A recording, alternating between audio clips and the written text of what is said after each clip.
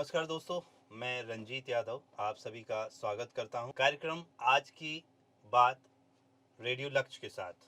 जी हाँ, कार्यक्रम में आज हमारे साथ महिला थाना प्रभारी श्रीमती रजनी जी हमारे साथ स्टूडियो में मौजूद हैं और आज हम बात करेंगे महिलाओं के साथ हो रही हिंसा के बारे में कि महिलाओं के साथ जिस तरह से दुर्व्यवहार किया जाता है, घर हो या परिवार हो या बाहर, किस तरह से लोग उनको अलग नज़रिए से समाज में उनको सही तरीके से एक दर्जा नहीं दिया जाता है। तो आज हम इसी विषय पर बातचीत करेंगे। तो सबसे पहले तो मैडम आपका बहुत बहुत स्वागत है थैंक रेडियो यू लक्ष्य रंजीत में। जी। आ, आपको भी मेरी तरफ से बहुत सारी शुभकामनाएं ये रेडियो लक्ष्य यहाँ निवाड़ी में ओपन करने के लिए। धन्यवाद मैडम। तो सबसे पहले तो अपन यही चर्चा करेंगे मैडम कि ज़्यादातर आज देख रहे हैं कि हमारी समाज में महिलाओं को जो जिस नज़र से देखते हैं आज, चाहे पुरुष हों या महिलाएं हों, तो एक दूसरे की जो नज़रिया है वो आज ऐसा समाज में क्यों है? देखिए क्या है कि जो हमारा समाज है वो शुरुआत से ही पुरुष प्रधान समाज रहा है। बिल्कुल। ठीक है, तो जहाँ तक मैं ऑब्ज़र्व किया है मैंने, तो मुझे ऐसा समझ में आया है कि पुरुष प्रधान समाज में लोग महिलाओं को बढ़ते हुए देखना लोगों को हजम नहीं होता है। मतलब मैं प्रैक्टिकल ग्राउंड पे बात करूँगी, बनावटी बात नहीं करेंगे हम। तो प्रैक्टिकल ग्राउंड पर ये है कि जैसे आप ही हो, आपके साथ जब 4 लड़के और 2 लड़कियां काम कर रही हैं, जी। जब आपके सीनियर्स उन लड़कियों के काम को एप्रिसिएट करेंगे तो कहीं ना कहीं जो आपका पुरुषत्व है वो जागता है। बिल्कुल। फिर आपका वो पुरुषत्व हर्ट होता है कि हमारे सामने ये लड़की आगे कैसे बढ़ गई, बॉस ने इसकी तारीफ कैसे कर दी। ये प्रैक्टिकल वाली बात है। बिल्कुल। फिर जब ये चीज़ आपको अंदर फील होगी, 2 चीज़ें होती है। फील होने के बाद एक होता है कि हम अच्छा एफर्ट करें, हम अपने काम को इस लड़की से अच्छा कर लें। बिल्कुल। दूसरी चीज़ होती है कि हम कुछ ऐसा करें कि हम इसको डाउन कर दें। बिल्कुल। ठीक है। बिल्कुल। और महिलाओं के लिए एक बहुत ईजी सी चीज़, 2 चीज़ें होती हैं। एक तो बोल दो कि ये करप्ट है साहब। बिल्कुल। ठीक, जी। ये बिल्कुल प्रैक्टिकल ग्राउंड की बात है। बोले ये करप्ट है तो इसकी इमेज डाउन हो जाएगी। और अगर आप बहुत और ज़्यादा घटिया किस्म के व्यक्ति हैं तो किसी भी महिला के चरित्र को उछालना आपके लिए बहुत सिंपल सी बात है मामूली सी बात है ना। बिल्कुल। पर आपके उन वर्ड्स के कहने के बाद उस महिला की छवि, उसका मेंटल स्टेटस, उसका व्यवहार, उसके परिवार, उसका सामाजिक जीवन कितना बदल जाता है, इस पर लोग सोचते नहीं हैं। ठीक है, बट ये बहुत मैंने देखी ये चीज़ें, जब मैं पढ़ती थी तब भी देखी हैं, अब जब मैं जॉब कर रही हूँ तो पब्लिक के बीच में इंटरेक्ट होती हूँ तब भी देखी हैं।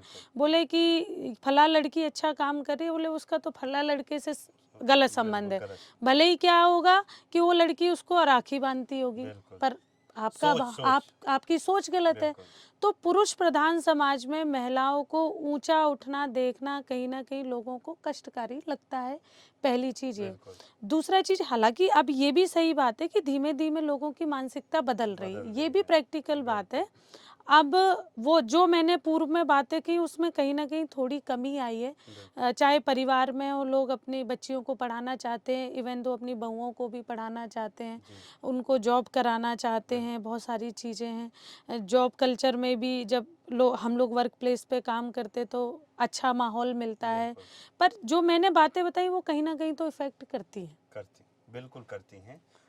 अगर हम देखें कि हमारे जो आज आप बुंदेलखंड में हैं, निवाड़ी डिस्ट्रिक्ट में हैं, थाना प्रभारी हैं, आपको किस तरह से आप फील्ड पे जाती होंगी, हर तरह के आपको लोग मिलते हैं, आपको किस तरह से लगा कि हमारे निवाड़ी में किस तरह से क्राइम था, लोगों की किस तरह से सोच थी, आज क्या है स्थिति?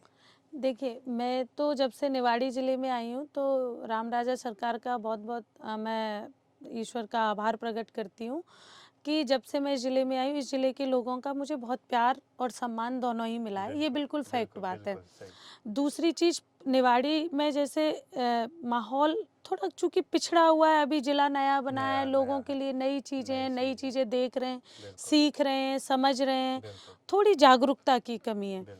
जब मैं फील्ड में जाती हूँ, लोगों से बात करती हूँ, उनको चीज़ों के प्रति जागरूक करती हूँ, मैं नहीं कहती कि मैं 100 लोगों से अगर बात करती हूँ तो वो 100 लोग मेरी बात को समझ रहे हैं, बिल्कुल। बट मुझे ये भरोसा है उस 100 में से 20 लोग मेरी बात को समझते भी हैं, फॉलो भी करते हैं और उस पर काम भी करते हैं। लाइक मैं मेरे थाने की बात करूं तो मेरे थाने पर बहुत सारे प्रकरण महिला संबंधी अपराध, सारी महिला संबंधी अपराध के आते हैं, जिसमें से ज़्यादातर प्रकरण पति पत्नी के विवाद के आते हैं। पहले शुरुआत में जब मैं आई थी तो लोग क्या सोच के आते थे, बोले साहब हमें तो एफआईआर ही करानी है, ठीक है, सीधा आवेदन लाए, बोले साहब एफआईआर कर दो। अभी आते हैं महिलाएं आती, बोले मैडम मेरे पति और ससुराल वाले परेशान करें, आप एक बार बुला के उनको समझा दो। चेंज हुआ। बिल्कुल। दूसरा एक उससे भी अलग वाला चेंज किया, वो बोले पत्नी छोड़ के चली गई, तो कई पति भी आते कि मैम हमारी पत्नी को बुला के आप एक बार ही काउंसलिंग कर दो। ये चेंज हुआ।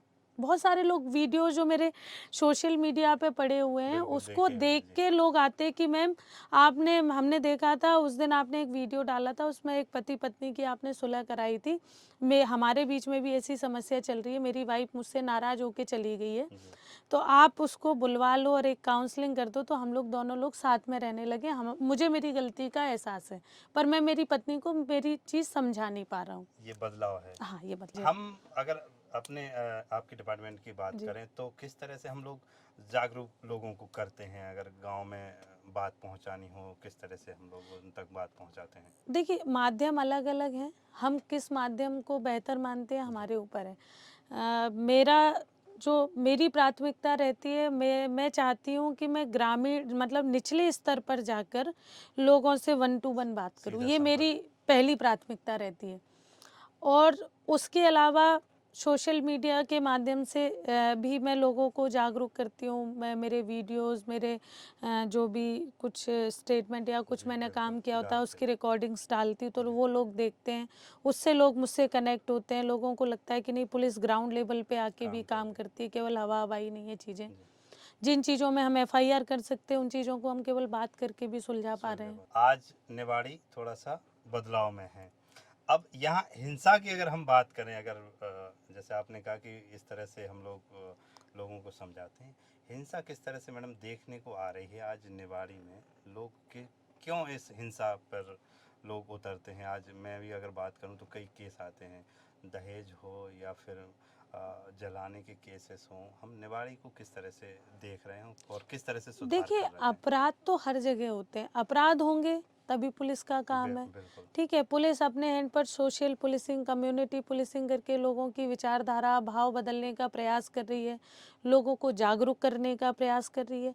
पर आप ये कहो कि 100% अपराध पुलिस बंद करा दे तो समाज में भांति भांति के लोग हैं जो पुलिस के काम को अच्छे लोग अच्छे तरीके से देखते हैं, नेगेटिव लोग नेगेटिव तरीके से देखते हैं। अगर अपराध होगा उसमें अपराध पंजीबद्ध भी होगा और संपूर्ण कार्यवाही भी होगी, बिल्कुल, है ना। तो अगर कोई अपराधी अपराध करता है यहाँ पर, तो किस तरह से महिला अपराध मतलब उसके घर वाले अगर उसको परेशान कर रहे हैं, वो किस तरह से आए, आप तक किस तरह से जानकारी पहुँचाए, आप किस तरह से उसकी कार्रवाई करते हैं, ये जानना चाहेंगे हम। देखिए एक माध्यम है, आप सीधे मेरे थाने आ सकते हैं, आप थाने पर आके अपना एप्लीकेशन दे सकते हैं। मतलब जो परिवार वाले जो केसेस होते हैं पति पत्नी के, उसमें मेरा जनरली प्रेफरेंस ये होता है कि मैं डायरेक्ट मुकदमा कायम नहीं करती हूँ, मैं पहले एक काउंसलिंग तो करती ही हूँ, ठीक है। एक माध्यम ये हो गया। दूसरा माध्यम आप 100 डायल पर कॉल कर सकते हैं। तीसरा माध्यम आप जो वीमेन हेल्पलाइन नंबर है 1090 1091, इन हेल्पलाइन नंबर्स पर कॉल कर सकते हैं। चाइल्ड हेल्पलाइन नंबर पर कॉल कर सकते हैं। तो इनके माध्यम से आप पुलिस तक अपनी शिकायत पहुंचा सकते हैं। अब तो ईमेल एड्रेस भी कई थानों पर बन गए हैं, तो कुछ लोग ईमेल एड्रेस के माध्यम से भी अपनी शिकायत पहुंचा देते हैं। तो ये सारे माध्यम है जिनसे पुलिस से संपर्क हो सकता है। अगर बात अगर करें तो आप तक कैसे लोग डायरेक्ट किस तरह से जुड़ सकता है आपसे? कोई आपका कांटेक्ट नंबर या लोगों तक किस तरह से पहुंचे कि हाँ अगर कोई दिक्कत आती तो आप इस तरह से इस नंबर पे कॉल कर सकते हैं? देखिए मेरा तो मानना ये है कि अगर किसी को कोई समस्या है तो सामने वाला व्यक्ति जब मेरे सामने आके बात करेगा तब तो वो ज़्यादा अच्छे से अपनी बात रख मुझसे कह पाएगा। पाएगा। फ़ोन पर मैं भी व्यस्त हूँ, पता चला किसी का जी। फ़ोन आया, मैंने उसकी शायद पूरी बात सोच समझ ही नहीं पाई और हाँ, हूँ करके फ़ोन रख दिया। जी। जब सामने वाला मेरे सामने होगा तो मेरी नैतिक ज़िम्मेदारी बनती है कि मैं मेरा सारे कामों को साइड में रख के सामने उसकी वाले बात से सुना बात सुनूँ और समझूँ और उससे किस तरीके से कनेक्ट होके मैं उसकी समस्या का समाधान समाधान कर पाऊँ। वो सही मतलब हाँ, सही है ये रास्ता हाँ, कि फ़ोन पर तो ये होता है कि भाई कोई और किसी काम में लगे हैं, उसकी बस, बात बस। पूरी नहीं। यहाँ अगर बात करते हैं हम, हिंसा हो रही है, हुँ, हिंसा में किस तरह से लोग आप देखते हैं कि ऐसा तो है नहीं कि 100% लोग सही हों। हुँ, क्या देखने को मिलता है आपको कि लोग कई मुकदमे होते हैं, एक तो अगर सबसे ज़्यादा अगर देखा जाए दहेज हो या जलाने वाला हो या मतलब बहुत सारे हाँ, इस हाँ। तरह से मुकदमा होते हैं, मतलब दुष्कर्म के भी आते हैं। तो आपको क्या लगता है कि सही क्या है और कितना सही होता है, कितना गलत होता है? देखिए हो सकता है मेरी चीज़ों से कई लोग असंतुष्ट हों, पर मैंने यहाँ निवाड़ी ज़िले में एक परिपाटी तो देखी है फ्रैंकली हम्म, स्पीकिंग, कि यहाँ पर सास-बहू में थोड़ा-सा झगड़ा हो गया, हम्म, तो लोगों में गंभीरता ही नहीं है। वो सीधे थाने आ गए रिपोर्ट के लिए। जो चीज़ें हम घर पे बैठ के सॉर्ट आउट कर सकते हैं, उसके लिए आप डायरेक्ट थाने भाग रहे हो। बिल्कुल। पहली चीज़ मैं जो 498 या परिवार वाले जो मैटर हैं उनमें मैं कहना चाहूँगी कि इसमें दोनों लोगों को समझने की, तीनों को समझने की ज़रूरत है। जनरली किन के विवाद आते हैं, बहू बोलेगी सास मेरी नहीं सुन रही है, सास बोलेगी लड़का मेरा नहीं सुना, मतलब इस टाइप के। मायके की ज़्यादा सुनती है, इस टाइप की चीज़ें ओवरऑल चीज़ों में आती बिल्कुल। हैं। जी। तो मेरा कहना ये है कि पहली ज़िम्मेदारी पति की बनती है कि वो अपनी पत्नी और अपनी माँ के बीच में एक सेतु का काम करे, बिल्कुल। चीज़ों को डिसबैलेंस ना करे। बिल्कुल। जहाँ ज़रूरत है वहाँ पत्नी को डाँट दे, जहाँ ज़रूरत है अपनी हाँ, माँ माँ को को। समझा दे, जी। तो चीज़ें डायरेक्ट थाने तक नहीं आएँगी। तीसरी चीज़ महिला लड़कियों के लिए जो जो महिलाएँ जो रिपोर्ट करने आती हैं उनके लिए मेरा कहना है कि मायके के से जब तक आप ज़्यादा संपर्क में रहेंगे, मतलब प्रैक्टिकली मैं ऑब्जर्वेशन के बाद ये बात बोल पा रही हम्म, हूँ कि मायके से आप ज़्यादा लंबे समय तक संपर्क में रहेंगे, वहाँ अपने ससुराल में बहुत सारी चीज़ें होती हैं। हम्म, जब दो लोग साथ में रहते हैं, बोलते हैं ना पुरानी कहावत है कि चार बर्तन होंगे तो खटकेंगे ही, खटखट है बिल्कुल। ना? अब वो खटकने की आवाज़ आप अपने मायके तक पहुँचाओगे तो सास को माँ को तो लगेगा अरे मेरी बेटी पे तो बहुत बहुत सारा सा अत्याचार हो कष्ट रहा है। हो रहा, बिल्कुल। पता चला माँ ने उधर से गुस्से में कुछ कहा और तुमने वो चीज़ सुनी और यहाँ आके अपने घर वालों पे उसको उतारा कर दिया, जी। तो उससे क्या होगा, चीज़ें और ख़राब होंगी। बिल्कुल। आपको जितनी आवश्यकता है आप बात करिए ना, कौन मना करता है, पर जितनी आवश्यकता है उतनी करिए। उतनी करें। अपने घर की चीज़ें वहाँ तक ट्रांसफ़र मत करिए। अब ऐसे तो मैं टीआई हूँ, मैं भी अगर कहूँगी कि मेरे ससुराल वाले प्रताड़ित कर रहे तो मेरी माँ को भी लगेगा कि हो वो सकता है हो कर रहे सकता है, हों, हो पर सकता है, बिल्कुल। प्रैक्टिकली क्या ये चीज़ संभव है? बिल्कुल नहीं। संभव नहीं है। नहीं। तो ऐसी चीज़ें होती हैं, ये समझने वाली बात है। थोड़ा-सा लोग जागरूक होंगे तो धीमे-धीमे अभी जैसे कमी आई है, बहुत और भी कमी आएगी, मैं ये मानती हूँ। यानी सीधी ये है कि मतलब बात को समझें और फिर उसको किस तरह से है वो हाँ, डिसीजन लें, बिल्कुल। अगर आपके मन में गुस्सा है, नाराज़गी है, तो आप अपनी माँ से शेयर कर दो। पर उसके बाद जो माँ के रिप्लाइज़ आ रहे हैं, अगर वो नेगेटिव हैं, तो आप में इतनी सोचने समझने की क्षमता होनी चाहिए कि वो रिप्लाइज़ आप बाहर ना निकालें। बिल्कुल। ठीक है? आपका गुस्सा निकल गया उनसे शेयर करने के बिल्कुल। बाद, बात खत्म हो गई। अब आपने उनके रिप्लाइज़ को अगर इधर ट्रांसफ़र किया, तो चीज़ें तो खराब चीज़ें होंगी। बदलेंगी। ये है, अपनी बात अपने घर में ही बस। सुलझाएं। ये है। यहाँ मैडम अगर हम देखें कि जो हमारे आज देख रहे हैं आप, 2 साल से निवाड़ी जिला में हैं, हमारे यहाँ का ज़िले का माहौल कैसा लगा आपको? लोग कैसे हैं, किस तरह से, मतलब ये जो केसेस आज के होते हैं, आप अदर ज़िले से भी आए होंगे, यहाँ में और वहाँ में कितना क्या लोगों में और सोच, मतलब ये क्राइम में क्या किस तरह से है? देखिए, चूँकि जगह थोड़ा-सा अभी पिछड़ा हुआ क्षेत्र है, तो लोगों में जागरूकता की कमी है। लोग बहुत अच्छे हैं, लोगों की सोच भी अच्छी है, पर क्या होता है कि लोग मैनिपुलेट जल्दी हो जाते हैं। लाइक आपकी किसी से जातिगत दुश्मनी, आपने देखा मेरा और सामने वाले का झगड़ा हो रहा चल है, रहा है। तो उसमें आपने अपनी रोटियाँ सेक ली, आपने मुझे भड़का दिया और मैं सीधे कहाँ पहुँच गई? थाने पहुँच थाने। गई। तो ये जागरूकता की कमी है, पहली चीज़। जी। दूसरी चीज़, थोड़ा-सा हर हर चीज़ में मैं यही कहना चाहूँगी, जागरूकता इज़ मेन। यहाँ के लोगों को, चाहे वो एनजीओ वाले हों, चाहे महिला बाल विकास वाले हों, चाहे पुलिस वाले हों, जी, अगर वो जागरूकता पर वर्क करेंगे तो यहाँ के क्राइम में 20% तो कमी आएगी ही, 100%। ये मैं मेरे थाने से बोल रही हूँ। बिल्कुल, बिल्कुल। मैंने उस चीज़ के लिए एफर्ट किया। जी, तो जो जब मैं आई थी तो 1 महीने में 20 अपराध पंजीबद्ध हुए थे उसी थाने 1 पर। महीने में। हाँ, और मेरे आने के बाद पूरे साल भर में 58 अपराध पंजीबद्ध हुए। काफ़ी बदलाव। तो बदलाव तो हुआ क्योंकि बदलाव। मैंने उसके लिए एफर्ट किया। बिल्कुल, बिल्कुल आपने संघर्ष किया, लोगों तक बात पहुँचाई। हाँ, तो ये एफर्ट बिल्कुल। करना पड़ेगा, चीज़ों में परिवर्तन आएगा, लोग समझेंगे, जागरूक होंगे और चीज़ें बदलेंगी। बिल्कुल। यहाँ थोड़ा-सा ये बात करना चाहेंगे कि जैसे कई लोग क्राइम कर देते हैं।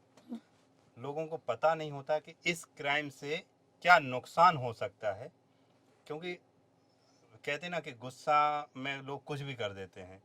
तो आप उन तक क्या बात कहना चाहें कि लोग गुस्सा हों या कुछ भी हों, कि हम इस क्राइम से हमें बचना है, अगर ये क्राइम करते हैं तो क्या-क्या मुकदमा, क्या धाराएँ, कितने साल की क्या हो सकता है जेल, इस तरह से? देखिए, मेरे थाने पे 3 प्रकार के प्रकरण आते हैं। जी, उसमें 354 छेड़खानी, बलात्कार बिल्कुल। और 498 दहेज प्रताड़ना के मुकदमे, शारीरिक मानसिक प्रताड़ना के मुकदमे आते हैं। जी, यहाँ पर थोड़ा-सा मैंने ये देखा है कि जो 490 जो आपके 354 और 376 के प्रकरण हैं, जी, उसमें बहुत सारे प्रकरण फेक आते हैं, जिनमें काउंसलिंग के बाद या घटनास्थल पर मौके पर जाके जी, तस्दीक के बाद हमें रियलिस्टिक स्थिति समझ में आती है। जी, तो अगर घटना सच है तो आप ज़रूर थाने आइए, आप मुकदमा कराइए और उस मुकदमे को अंत तक लड़िए जी, और उसमें आप पुलिस की तरफ से आपको विवेचना हमेशा इतनी अच्छी मिलेगी कि उसमें कोई कमी नहीं मिलेगी। बिल्कुल, पर झूठे मुकदमे कराना तो सही बात नहीं है ना। बिल्कुल नहीं। आप महिला हैं, आपकी स्वयं की एक गरिमा है, आप चले आ रहे हो बोले हमारे तो साहब छेड़खानी हो गई, ऐसा हो गया, वैसा हो गया। जब मैं मौके पे गई तो पता चला कि नाली पर से विवाद हो गया था। तो तो ये लेके कहाँ बात? हाँ, तो थोड़ी-सी जागरूकता की कमी, मैं हर बार कह रही हूँ कि जी, जागरूकता की कमी है। लोगों को बैठ के समझना होगा चीज़ों को। लोगों को जो गाँव में भी जो सम्मानीय व्यक्ति हैं, जो अपने सरपंच हैं, पार्षद हैं, उप सरपंच हैं, जो भी इस प्रकार के लोग हैं, इनको भी लोगों को समझाना होगा चीज़ों को लेके कि ये वाली चीज़ है तो आप उसमें जो घटना हुई है आप उसकी रिपोर्ट करिए, उसमें कार्रवाई होगी। अंत तक जाके। मैनिपुलेट क्यों करना है बिल्कुल, चीज़ों बिल्कुल, को? बिल्कुल।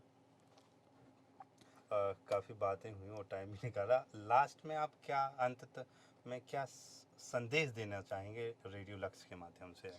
मैं निवाड़ी के लोगों को संदेश देना चाहूँगी। मैं हर बार वही, मेरी तो घिसी-पिटी 3-4 लाइनें हैं क्योंकि मैं उन्हीं पे चलती हूँ। उनमें से सबसे पहले मैं ये कहना चाहूँगी कि आप अपने बच्चों को पढ़ाइए। जी, बच्चियों को आगे बढ़ने के लिए एप्रिशिएट करिए।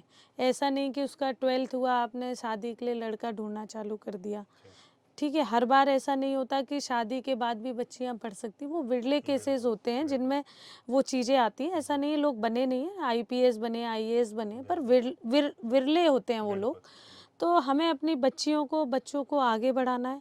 बच्चियों और बच्चों के लिए मेरा ये संदेश है कि हमें अपने माता-पिता के त्याग को, जी, माता-पिता की इज़्ज़त को जी, ध्यान में रखते हुए सारे काम करने हैं।